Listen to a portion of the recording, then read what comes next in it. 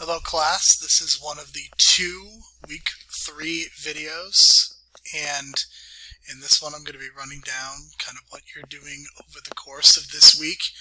The other video that you are doing discusses literacy sponsorship. It is one that I produced in the fall of 2020. So if you have not watched that video, make sure that you do so immediately after you finish this one.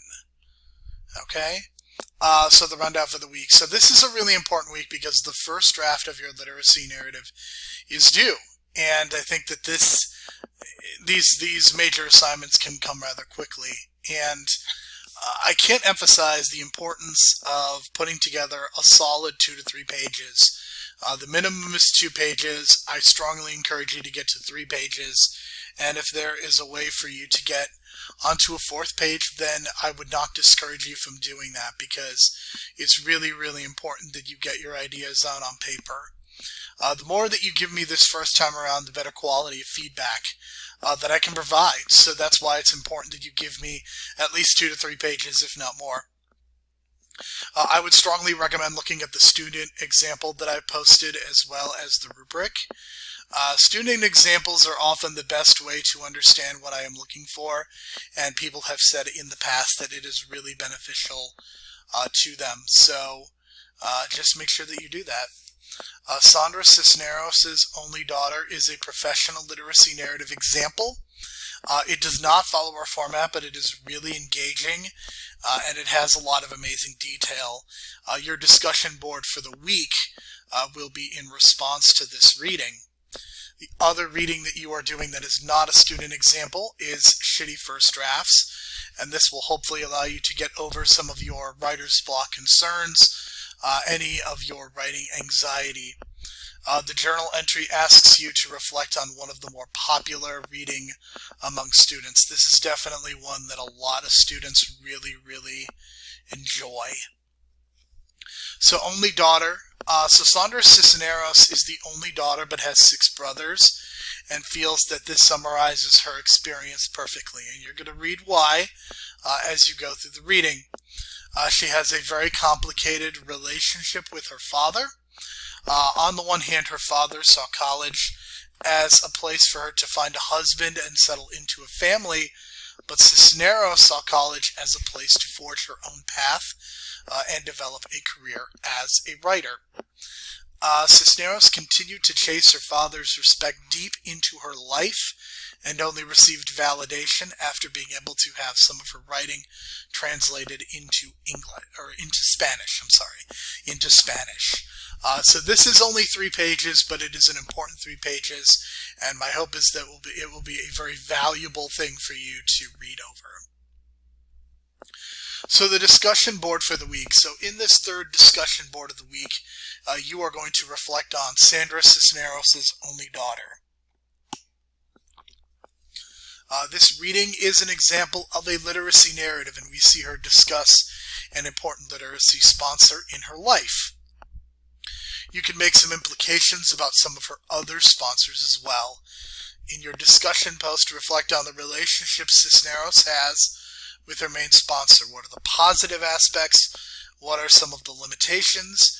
And how does she take advantage of the limitations? As always, your initial post, it should be done by Tuesday, February the 2nd at 10 p.m. And then your 2 response posts of 100 to 150 words are due by Sunday, February the 7th at 10 p.m.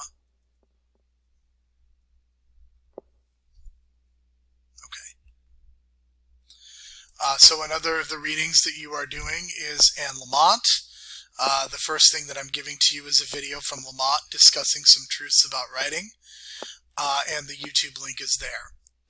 The strong voice throughout this piece is you can feel her sense of humor and occasional sarcasm. She is a believer that the first draft is no one except the author. The first draft is what she considers to be the down draft, as in get it all on paper for the child's draft. Something else that Lamott does is that she emphasizes the importance of revision and avoiding procrastination. Okay? So that is Anne Lamott's Shitty First Drafts. So in relation to Anne Lamott's Shitty First Drafts, you will be doing a journal entry about it. So first, of course, make sure that you read over it. This third journal entry will allow you to consider the very concept of a first draft. Writer's block is a very real thing for everyone, and it leads to procrastination. Lamott provides readers with the chance to write drafts in such a way that take off the pressure. In your journal entry this week, discuss how Lamott helps you rethink first drafts and how this reading may help you in the future. Make sure you write about 3/4 of a page responding to this prompt. The journal entry, like all the journal entries, will be due by Thursday, in this case, Thursday, February the 4th at 10 p.m. So the rubric for the literacy narrative, okay? And the reason that I'm explaining the rubric to you is because I think it's really helpful to understand how you're going to be graded. And one of the things that we've been talking about is that there is, the emphasis on content versus grammar. And I hope that this rubric literalizes that for you. Okay?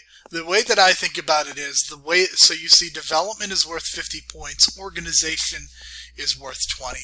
Put those two things together and you have 70 points worth of your essay. So that's 70% of your literacy narrative grade, and that is the content. The content is 70% of your rubric. Okay? The rest of this is kind of grammar, mechanics, style, all that stuff. And the rubric has a little bit more detail to it. I'm just kind of giving you a general idea of what to expect. So the style, vocabulary, use of the second person is kind of what that falls under. That's 10 points. Sentence structure is 10 points.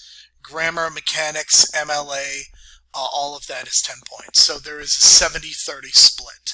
So you could technically get a 0 in grammar in all three categories and still pass the paper with a 70%.